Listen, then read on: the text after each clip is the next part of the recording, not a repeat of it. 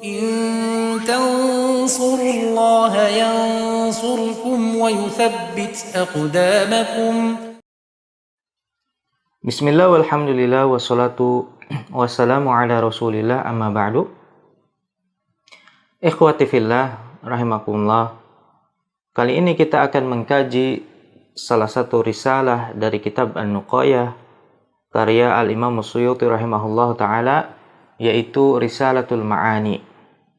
Risalah ini terletak persis setelah Risalatul Khatti, dan awal mula Al-Imam Suyuti memberikan definisi apa itu ilmul ma'ani. Beliau sampaikan ilmun yu'arafu bihi ahwalul lafzil arabi allati biha yutabiqu muqtadal khitab.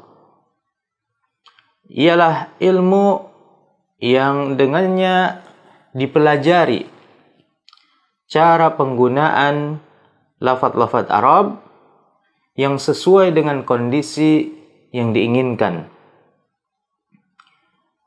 Di sini beliau sampaikan ilmu ma'ani itu seperti ilmu public speaking. Ini cara berbicara di hadapan orang sesuai dengan kondisi yang ada. Fokus kita di sini adalah tertuju pada lafaz muqtadul hal. Al-muqtada maknanya adalah al-i'tibarul munasib, yaitu cara mengungkapkan yang pas, yang cocok sesuai dengan kondisi yang ada. Sehingga misalnya kapan kita membutuhkan taukid dalam pembicaraan, dan kapan kita tidak membutuhkan taukid, karena tidak semua ucapan itu memerlukan taukid. Atau misal lain, kapan kita membutuhkan ijaz, yakni ucapan yang ringkas, dan kapan kita membutuhkan al-itnab, yaitu ucapan yang panjang lebar. Karena tidak semua ucapan itu membutuhkan ijaz. Kemudian al-hal, yang dimaksud dengan al-hal di sini al-maqam, yaitu kondisi di mana pengucap ini berada. Kita ambil contoh, ya, misalnya untuk taukid.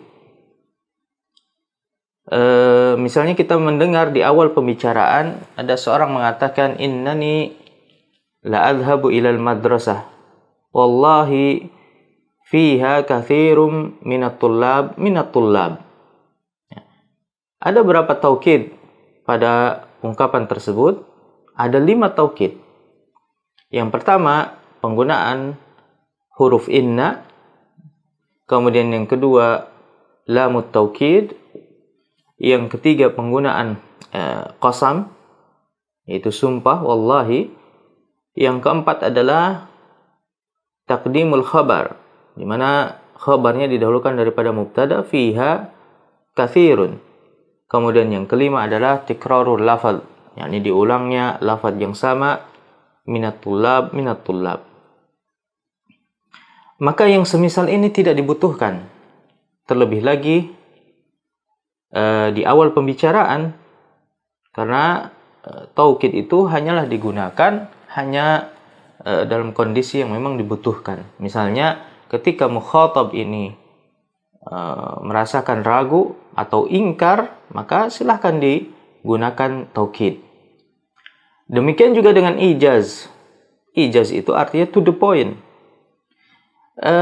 Meringkas ucapan itu memang baik, yakni kita mengucapkan sesuai dengan kebutuhan saja.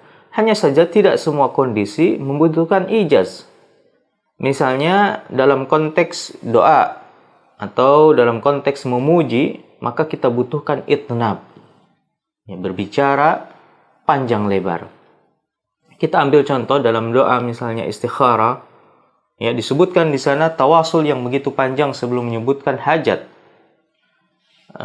Kita ucapkan Allahumma inni astakhiruka bi'ilmik wa astaqdiruka bi qudratik wa as'aluka min fadlikal adim fa innaka taqdiru wa la aqdir wa ta'lamu wa la a'lam wa anta 'allamul ghuyub. Allahumma in kunta ta'lam, dan seterusnya. Nah, ini adalah itnab, yakni berpanjang lebar, karena tujuannya apa? Adalah bertawasul. Dan tawasul itu tidak akan tercapai dengan ijaz. Kapan ijaz itu digunakan? Misalnya dalam kondisi genting, maka perlu digunakan ijaz. Kita dalam bab tahdzir misalnya, iyyaka wal kadzib. Jangan berbohong.